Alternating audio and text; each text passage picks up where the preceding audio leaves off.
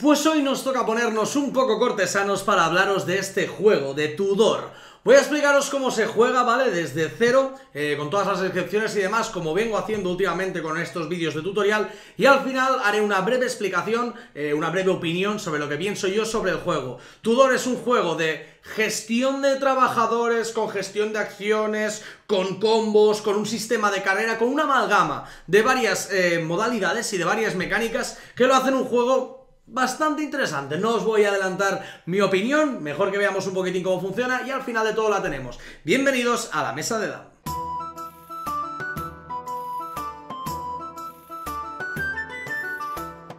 Pues bienvenidos como siempre aquí a la mesa de Dan, un placer teneros a todos, coged vuestras jarras, sentaros y escucharme un rato si os apetece sobre lo que os tengo de contar hoy, que vamos a hablar sobre Tudor, un juego, ya os comentaba antes, que tiene una amalgama de combinaciones y de mecánicas realmente interesante, que a mí personalmente me gusta bastante. No voy a hacer muchos spoilers de la opinión final, pero ya veréis al final las cosillas que le voy a ir achacando y las virtudes que le voy a ir ensalzando a este juego.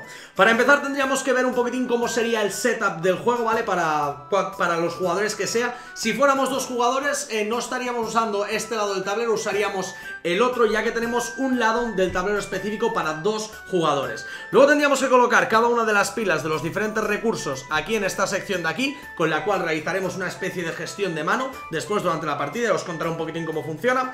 También repartimos una hoja de ayuda, de referencia a cada jugador. Le repartimos, como veis aquí, una mano a cada jugador tendrá su mano de su color. Ahora veremos para lo que sirve, que esta de aquí es la zona más convera de todo el juego. Le repartiremos también los 14 meeples que tiene de su color, en mi caso los 14 meeples del color negro. Cogerá también un jefe de su color, que es esta ficha que es como una especie de peón.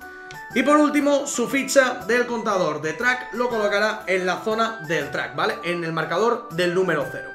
Aparte de esto también tenemos la ficha del jugador inicial, que se la daremos a un jugador. Y luego también tenemos que ir ordenando los diferentes anillos dentro del selector de los anillos, ¿vale? Que lo tenéis en esta zona de aquí, ¿vale? Dependiendo de la cantidad de jugadores podremos usar más o menos anillos dentro de esta zona. Siempre usaremos 2 anillos si somos 2 o 3 jugadores y el tercero si somos 4 jugadores.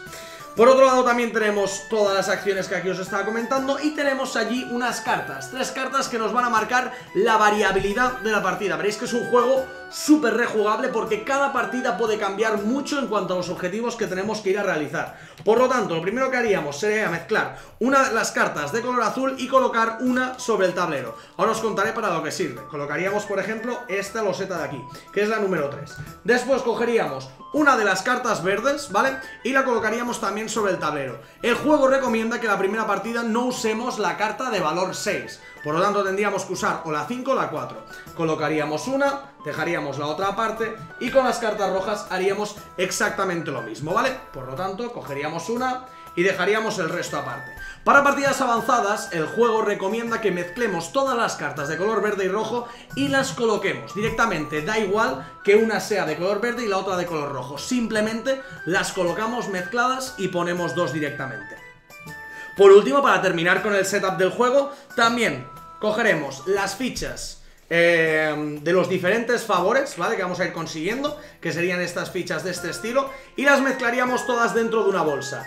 Y aparte, también mezclaríamos unas fichas circulares que las tengo yo metidas dentro de esta bolsa, pero podríais no tenerlas metidas en la bolsa porque al final estas fichas no tienen una relevancia importante en cuanto a volver a aparecer dentro de la partida, ya que nunca reaparecen, por lo tanto podríais directamente no tenerlas colocadas dentro de la bolsa. Yo lo he hecho así porque me es más cómodo, pero podríais no hacerlo así.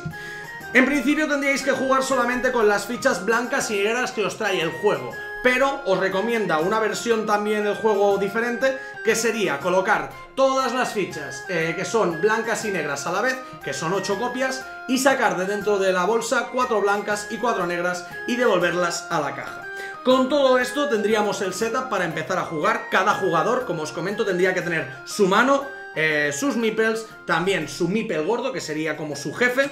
También tendría que colocarse en el marcador del 0 dentro de las puntuaciones. Y tendríamos que hacer una última cosa para empezar la partida, que ahora os la enseñaré. Antes de empezar la partida deberíamos ir cogiendo fichas al azar de dentro de la bolsa e irlas colocando cada una en los diferentes espacios que tenemos dentro del tablero, de esta forma.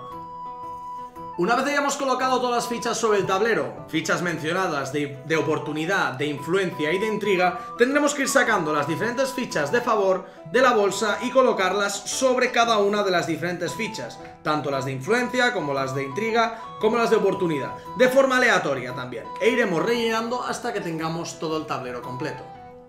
Una vez tengamos todo el tablero completo con las fichas de corte, o los contadores de favor, que a veces le llamaré, ya que cada una al final acaba usando su nomenclatura, pero originalmente se llaman fichas de corte.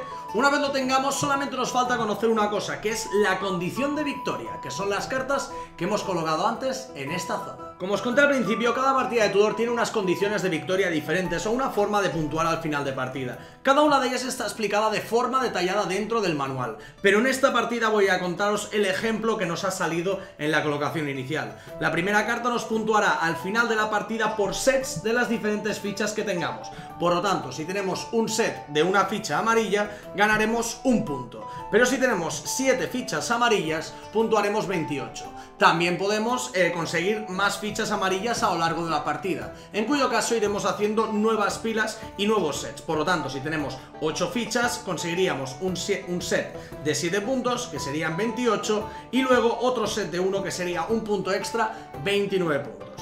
Y por otro lado también tendríamos otra forma de puntuar, que en este caso sería por haber llegado a las posiciones más altas de la corte.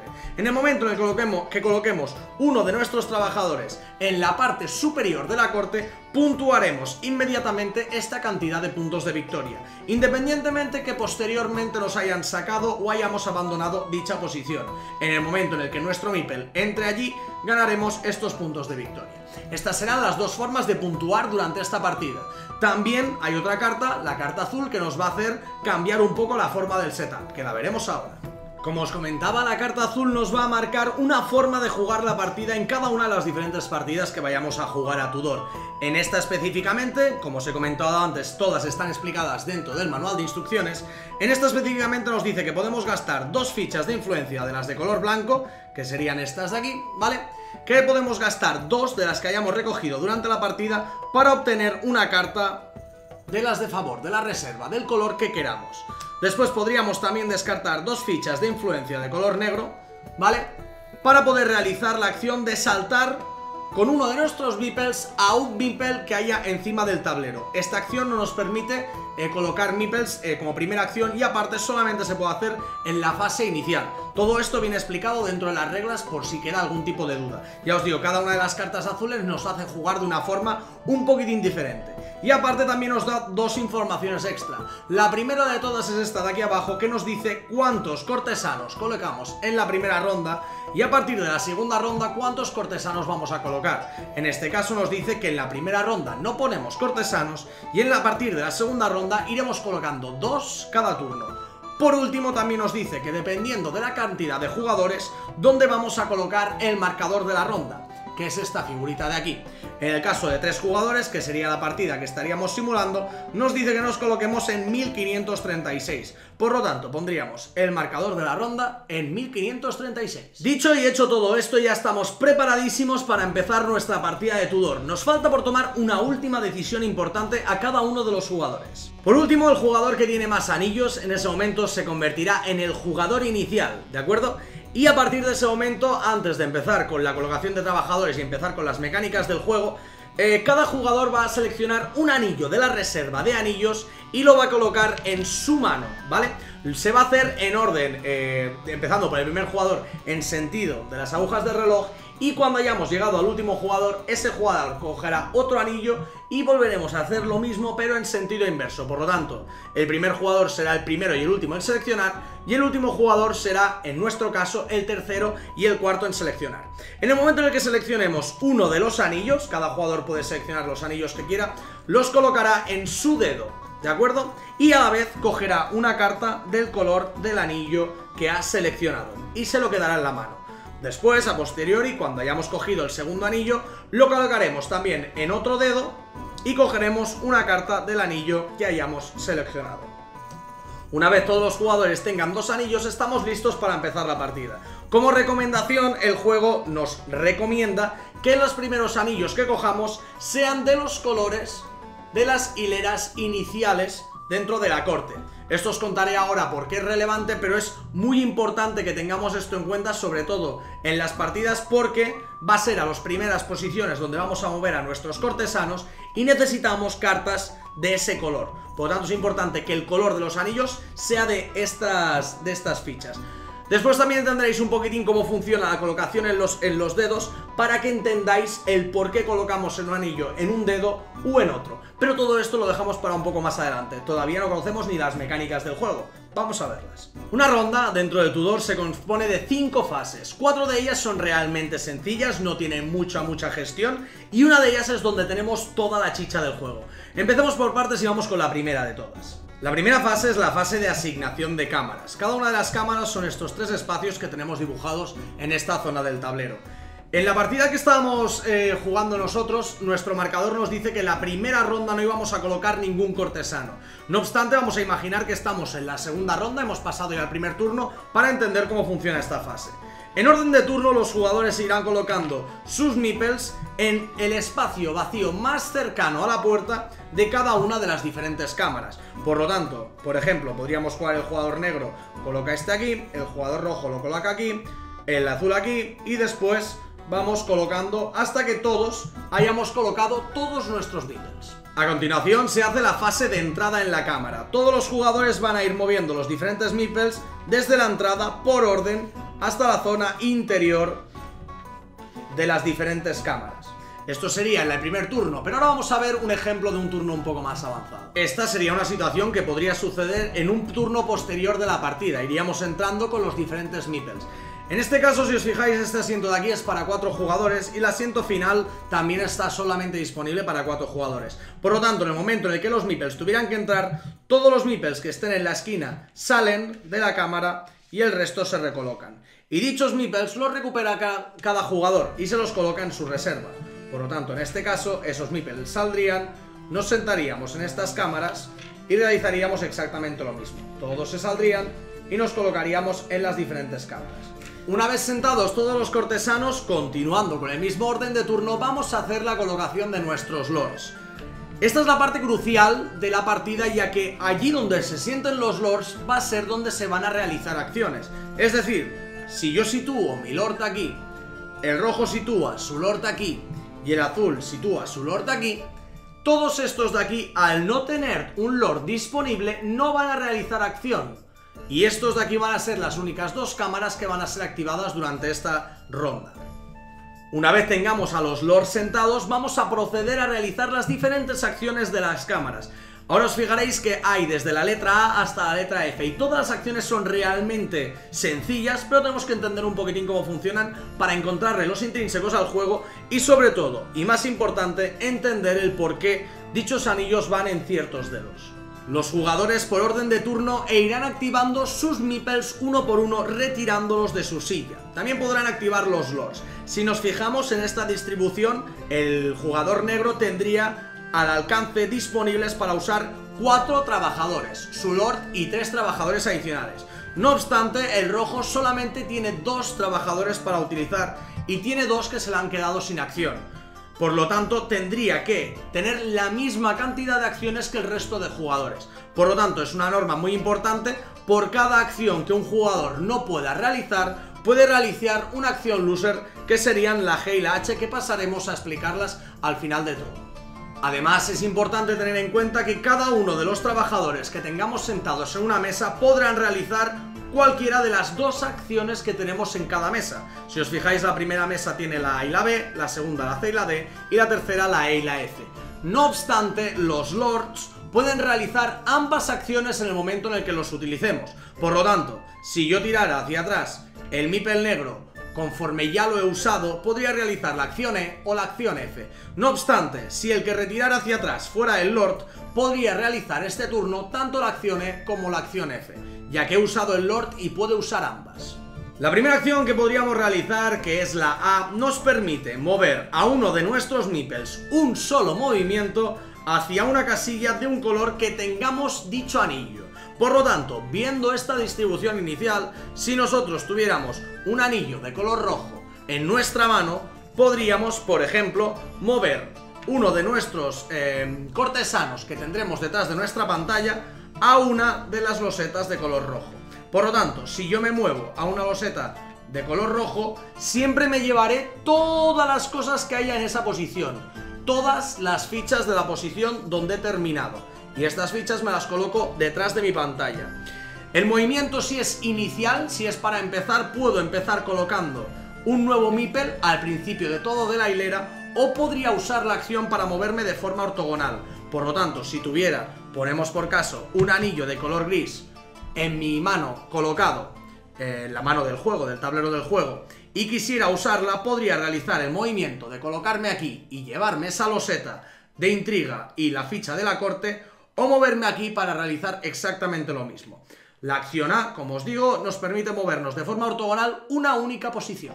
La acción B de la primera zona, de la primera cámara, lo que nos permite es descartarnos un anillo de nuestra mano e intercambiarlo con uno de los que tengamos en la reserva. Por lo tanto, podemos intercambiar este anillo de color rojo, podríamos intercambiarlo con cualquiera de los de la reserva. Muy importante, debemos colocarlo en el mismo dedo del que hemos sacado el anillo anterior.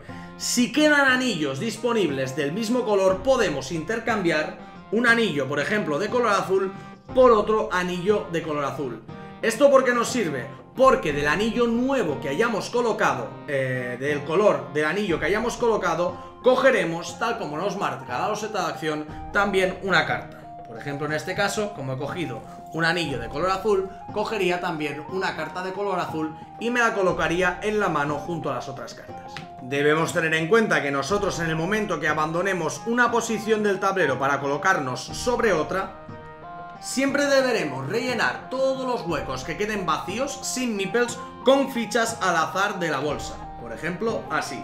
Por lo tanto, las únicas fichas que deberán estar vacías son en las que hay meeples, y nunca debemos reponer con fichas de intriga. Las fichas de intriga nos las quedamos y las fichas que debemos reponer son únicamente las de la corte.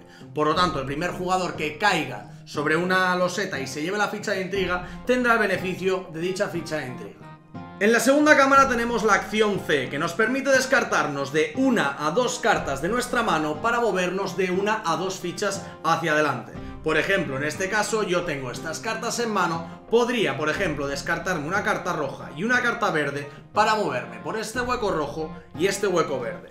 En este momento lo que yo realizaría es empezar un nuevo movimiento, como os he contado antes con el movimiento de la. Si yo empezara ya desde una loseta, podría moverme en ese caso. Imaginad que empiezo en esta loseta roja, yo podría, esta loseta directamente estaría retirada, porque siempre que hay un meeple no puede haber nada más. Yo podría descartar una carta verde y una carta roja para realizar un salto y moverme hasta aquí. Importante lo que sucede dentro de esta acción, ya que tiene un par de diferencias frente a la acción inicial, porque en este caso podemos saltar otras fichas o incluso podemos no poder movernos. Importante, nosotros en la loseta en la que acabemos, imaginad que hemos tirado esta carta roja y esta carta verde, si yo termino en esta loseta, me llevo todo lo que hay en la loseta en la que termino y me llevo solamente la ficha de corte de todas las losetas por las que pase, en cuyo caso retiraríamos todo y repondríamos la loseta de favor, porque siempre, recordad, como os he dicho antes, tiene que estar todo relleno de losetas de favor, a excepción de los lugares donde haya un meeple. A continuación, las cartas que he utilizado para realizar este movimiento vuelven a sus respectivos mazos. Si por casualidad fuéramos a hacer la acción C y nos encontramos que nuestro oponente tiene un meeple, nosotros podemos descartar una carta de cualquier color para saltar a dicho meeple y llegar hasta la siguiente posición. Por lo tanto, descartaría una carta cualquiera, por ejemplo la azul y la verde, la azul para moverme aquí y la verde para moverme a la siguiente ubicación. Momento en el cual sacaría, como de costumbre, todas las fichas y me las quedaría y habría conseguido adelantar a mi oponente. En el caso en el que mi oponente tuviera dos fichas directamente colocadas en este camino, no podría realizar la acción C, ya que no puedo con dos movimientos sobrepasar a todos los meeples de mi oponente. Por lo tanto, la acción C en este caso no estaría permitida. La acción D es realmente sencilla, lo único que tenemos que hacer es coger dos cartas de dos anillos diferentes que tengamos colocados en nuestra mano. Por ejemplo, en este caso, como yo en esta mano tengo colocado un anillo de color azul y uno verde, robaría una carta azul y robaría una carta verde y me las colocaría en la mano. no tiene más complicación esta acción. No obstante, si ambos anillos fueran del mismo color, podría coger dos cartas del mismo color. Si tuviera más anillos, elegiría de qué dos dedos cojo las cartas del color de dichos anillos.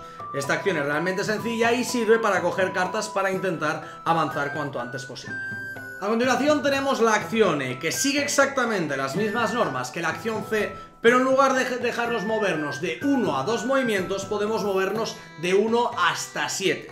Por lo tanto, en este caso, imaginemos que quisiera subir por la misma hilera, por lo tanto tengo que descartar cartas del orden. Por lo tanto, sería la roja, la verde, la roja, la amarilla y, por ejemplo, la verde. Descartaría estas 5 cartas para mover a mi Meeple 5 posiciones. Momento en el que cogería la ficha final, igual que en la acción de 1 o 2 movimientos, cogería todo lo que hay en la última posición y por todas las losetas que haya pasado cogeré también las respectivas fichas de corte y me las colocaré tras mi pantalla de jugador. Las normas para saltar a otros jugadores se siguen de la misma forma que las habíamos seguido durante la acción C. Importante, este movimiento solamente puede hacerse en línea recta y en una misma columna. No puede dividirse el movimiento entre varios de nuestros trabajadores o nuestros cortesanos. Y por último, la última acción, que es la F, nos permite coger una carta de corte de la reserva. Podríamos coger una carta cualquiera de todas las que hay aquí disponibles, sin importar su color. Por último nos quedan las acciones loser que habíamos comentado que tendrían aquellos jugadores que tuvieran menos acciones que realizar durante su turno. Recordad que es muy importante que todos los jugadores hagan la misma cantidad de acciones durante el turno que van a jugar. Por lo tanto, si a algún jugador ya no le quedan más meeples que tirar hacia atrás dentro de su zona y todavía no ha realizado las mismas acciones, tendrá que realizar o la acción G o la acción H. La acción G es muy sencilla, ya que descartamos una carta de corte de un color para avanzar uno en una hilera. Por ejemplo, podríamos colocarnos aquí descartando una carta amarilla. La otra acción que podríamos realizar es coger una carta de favor del color de uno de los anillos que tengamos colocados en nuestra mano. En este caso, por ejemplo, podría coger una carta de color azul y colocarla en mi mano. Aparte de todas estas acciones, hay dos acciones que se pueden realizar de forma adicional por todos los jugadores. Una de ellas es la cantidad de veces que queramos realizarla, que sería coger dos cartas de favor cualquiera de nuestra mano e intercambiarlas por otra de cualquier color. En este caso, por ejemplo, podría intercambiar esta carta verde y amarilla, por ejemplo, por una carta morada, si es que lo necesitara.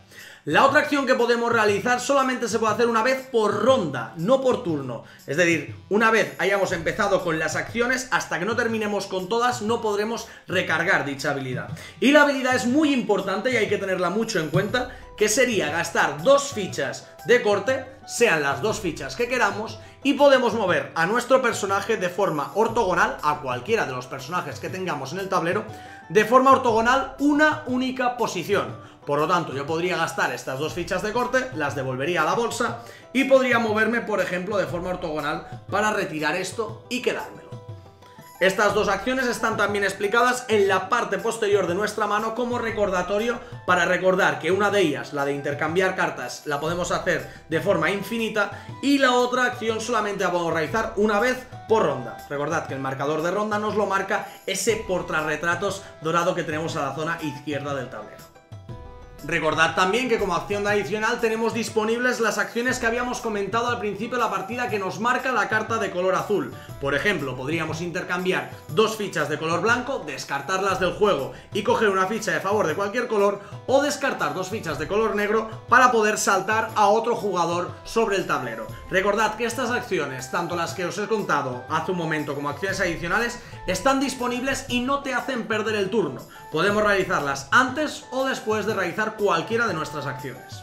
Y por último, solamente nos queda una ultimísima cosa por contaros, que es el tema de los anillos y el por qué este juego es un juego de combos. Como habréis visto, en el tablero de juego tenemos unas posiciones finales en las cuales hay un cortesano y además también tenemos un interrogante con un anillo. ¿Qué significa esto? Que en el momento en el que lleguemos con cualquiera de nuestros cortesanos a la parte superior, imaginemos que esta de aquí ya la hemos cogido, imaginemos que hemos llegado hasta esta loseta, ¿de acuerdo?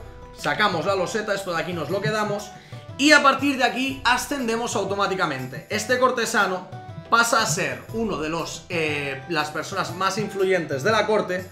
Y este Lord de aquí lo que hace es darnos su favor y nos hace entrega de un anillo, que en este caso cogeremos un anillo de la reserva de los que estén disponibles y lo colocaremos en el dedo que nosotros queramos, ¿vale?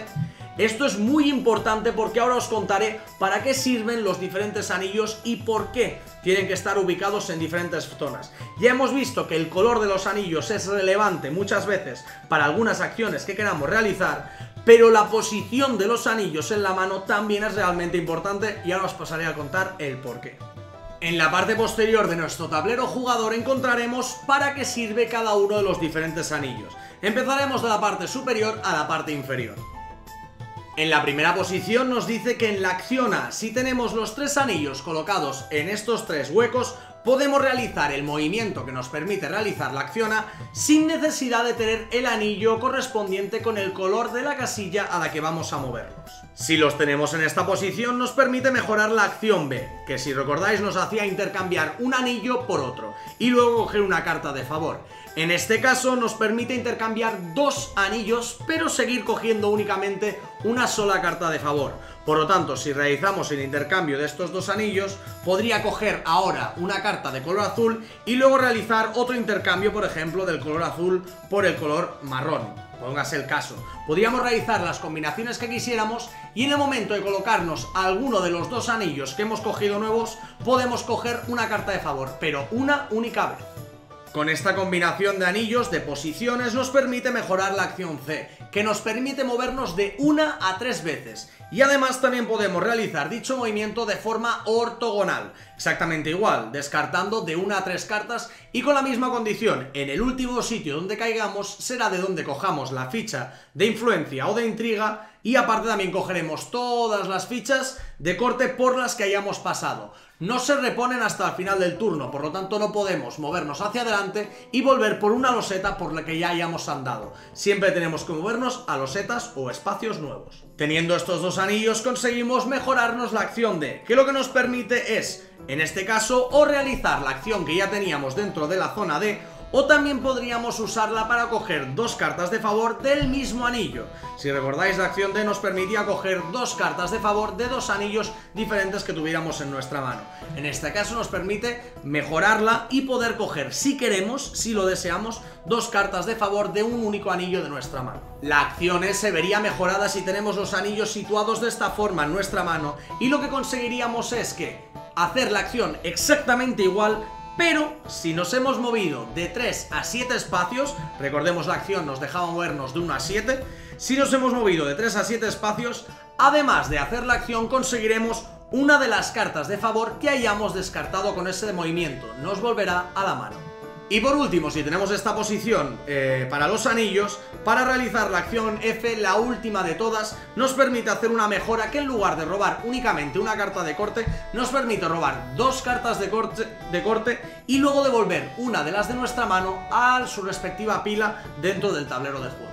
Es importante tener en cuenta que si tenemos varios anillos colocados, tenemos más de 1 o más de 2, podemos activar varios efectos. En este caso tendríamos activado el efecto F, tendríamos también activado el efecto B y tendríamos también activado el efecto D. Por lo tanto, cuantos más anillos y mejor colocados los tengamos, más combinaciones podremos realizar para intentar mejorar nuestras acciones a lo largo del turno.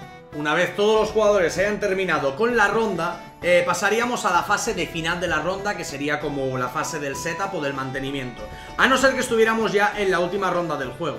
En el caso en el que estuviéramos en esta posición, ya no pasaríamos a realizar el setup que vamos a realizar ahora. Para realizar el setup de final de la ronda, lo primero que deberíamos hacer sería mover el marcador de ronda a la siguiente ronda, pasamos el contador de jugador inicial al siguiente jugador inicial, moveríamos todos los cortesanos y todos los lords a su asiento, porque los habríamos retirado para realizar las diferentes acciones, y también devolveríamos todas las fichas de favor, las fichas de corte que tengamos delante de nuestro panel porque las hemos usado, las devolveríamos todas dentro de la bolsa. Hecho esto, podemos volver a empezar otra ronda de la misma forma y así vamos jugando hasta que se dispare el final de partida. Para dispararse el final de partida, obviamente, como os he contado, tendríamos que llegar con el marcador de la ronda hasta esta posición y cuando terminara esta ronda se habría acabado la partida. Para tener en cuenta la puntuación del juego únicamente tendremos que tener en cuenta tres cosas. Las dos cartas que nos hemos visto antes, que iban a ser las que nos iban a marcar la puntuación al final de partida. Durante la partida los jugadores habrán ido consiguiendo puntos de prestigio mediante fueran llegando a las partes superiores de la corte gracias a la carta verde. Y al final de todo contarán los sets de los setas que tienen para contar cuántos puntos más añaden a su puntuación final. Y por último, también contaremos esta zona de aquí, que nos va a decir que sumemos la cantidad de cartas de favor que nos sobren, más la cantidad de fichas blancas y negras o multicolores que nos sobren, y el que tenga más en total, dependiendo si una partida es a 2, 3 o 4 jugadores, ganará la cantidad de puntos que nos marque aquí. En caso de empate, ambos jugadores ganan la misma cantidad de puntos. Una vez hecho todo el recuento de puntos con estas tres puntuaciones finales, el jugador que más prestigio tenga será el jugador ganador. En caso de empate, el jugador que tenga en total más fichas de influencia de las blancas o de las negras sería el jugador ganador. En caso de que siga persistiendo el empate, los jugadores comparten la victoria, se echan una sonrisa y pues si quieren pues se echan otra partida para ver quién gana. Como últimas normas generales así muy rápidas para que tengamos en cuenta ciertas cosas que pueden suceder durante la partida y que tenemos que tenerlas en cuenta. Para empezar, dos personajes de cortesanos no pueden terminar su turno en la misma ubicación, ¿vale? Siempre tiene que haber únicamente un cortesano en cada ubicación, nunca puede haber más que uno. Podemos usar la habilidad esta del salto que os estaba comentando antes, por ejemplo, que teníamos por ser esta partida con la carta azul, o directamente porque avanzamos más que nuestro oponente y pasamos por encima. Por otro lado, siempre que abandonemos una loseta tendremos que colocar una nueva ficha de corte sacada al azar de dentro de la bolsa. Nunca repondremos las cartas de ficha de intriga y de favor y demás, no se van a recolocar las losetas circulares, solamente las losetas cuadradas. Por otro lado, como os decía, siempre que pasemos por una loseta cogeremos su ficha de corte, pero no cogeremos la ficha de favor, solamente cogeremos la de favor del sitio donde terminemos, donde termine nuestro meeple el movimiento, en este caso, en esta loseta de aquí. En el extrañísimo caso de que se terminaran todas las fichas de corte de dentro de la bolsa, que puede suceder, se dejan de reponer las fichas de bolsa de encima de la mesa hasta que no vuelva a haber fichas dentro de la bolsa, en cuyo caso movernos a esa posición nos costaría una carta cualquiera, como si estuviera ocupada por un meeple oponente, por otro jugador, pero por pasar por allí no cogeríamos ninguna ficha de corte. Es un caso bastante raro, pero es una excepción que nos cuentan las normas que quería transmitiros. También tenemos que tener en cuenta de que en el extrañísimo caso también que no tengamos suficientes meeples en la zona trasera para poder empezar nuevos movimientos, siempre podemos retirar algún meeple del tablero, ¿vale?, de la zona de juego, para poder empezar un nuevo movimiento. Por ejemplo, si yo tuviera este meeple aquí y quiero empezar un movimiento por esta hilera, podría retirar este meeple y empezar de nuevo un camino por esta zona, recordando que siempre tengo de reponer esa loseta, todas las losetas que hayan quedado vacías, con fichas al azar que tendremos dentro de la bolsa. Y creo que no me queda nada más por explicar de este tutor. Espero que hayáis disfrutado de este tutorial, que os haya quedado suficientemente claro. Ya sabéis que podéis dejarme en los comentarios cualquier duda que tengáis del juego.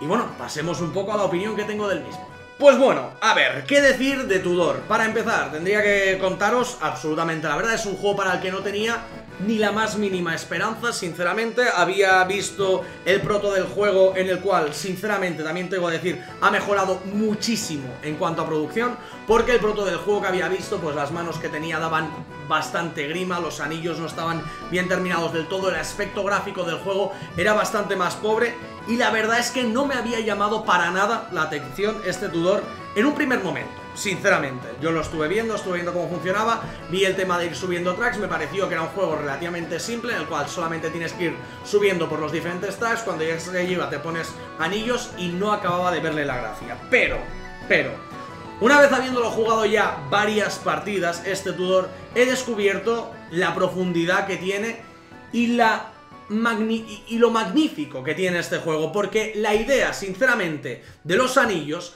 parece una tontería, sobre todo en los primeros turnos y en las primeras partidas, pero te puedes montar unos combos de la parra, porque puedes ir en una misma acción, realizar una acción de colocar un anillo, lo sacas para coger otro, para activarte la siguiente acción que la tengas combinada, y entonces hagas un combo con esa acción que te permitirá a lo mejor quitarte este anillo y ponerte otro y moverte un poco más. Es decir, La magia de este juego 100% está aquí, en la mano, en la colocación de los anillos y la selección de los anillos para este juego. El sistema de colocación de trabajadores es interesante, no es feo, sinceramente, el de colocar los cortesanos por orden, que vayan entrando, que vayan echando al otro, y el drama de colocar el Lord en un sitio es muy duro, porque llega un punto en el cual tú dices, yo quiero ponerme aquí porque quiero hacer esta acción, pero es que si me pongo aquí, encima soy el jugador inicial y les dejo visto a todos los demás dónde voy a ir, por lo tanto a lo mejor no ponen un Lord en esta zona, que es donde yo quiero también activar a mi trabajador, y no voy a poder activarlo porque es que no van a colocar el Lord ahí, por lo tanto voy a tener que hacer acciones loser. Tiene muchos momentos de drama este juego, y para la duración que tiene, que ya os digo que dura una horita, no sé cuánto pone sinceramente en la caja de duración del juego, pero una horita, dependiendo de los jugadores, si sois más, pues a lo mejor de una hora y media, pero en una horita a 2 jugadores e incluso a 3, si lo hacéis bastante fluido, lo tienes hecho. La rejugabilidad que te dan las diferentes cartas del juego también es impresionante, porque cada partida te hace pensar de una forma absolutamente diferente, porque en alguna tienes que hacer sets, en otros tienes que llegar arriba, hay otras que te hacen que tengas de tener sets de fichas diferentes, otra de las fichas de partida inicial te hace empezar con menos rondas, pero empiezas con más meeples desde un principio. Es decir, me parece que está súper bien equilibrado, súper bien testeado y está súper bien finiquitado para lo que me había parecido en un inicio. Sinceramente es un juego que no me llamaba absolutamente, y os lo digo con la mano en el corazón, no me hacía ninguna gracia ni especial ilusión probar este juego. Me lo mandaron los chicos de GDM para que pudiera probarlo y pudiera jugarlo, y al final descubrí la maravilla que era. No obstante, también todo se ha dicho, me parece que está súper bien montado, súper bien hecho, pero para mí no se ha convertido en ese juego que le pondría un 10, sinceramente. No por nada en concreto, sino porque la experiencia de juego que me deja este Tudor no es tan brillante como la que me podrían dejar algunos otros juegos. No me apetece tantísimo jugar a este Tudor como lo que me podría apetecer jugar a otros juegos, aún y ser un juego realmente bueno. Por lo tanto, lo pondría como un buen juego dentro de este año, pero no entraría sinceramente dentro de mi top.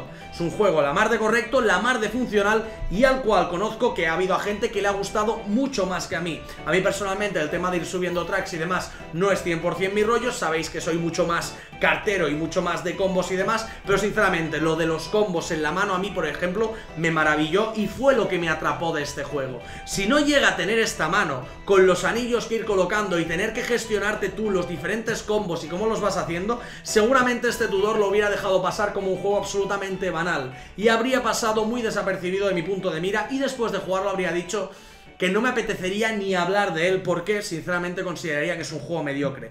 Pero esto de aquí, chavales, es una genialidad y está súper bien montado, súper bien hecho, y sinceramente considero que, más allá que se podría haber montado de otra forma, no hacía falta hacer esta mano que sinceramente me dio su grima en su momento, y aún a día de hoy verla aquí para poner los dedos y tal me genera un poco de repelús, sinceramente.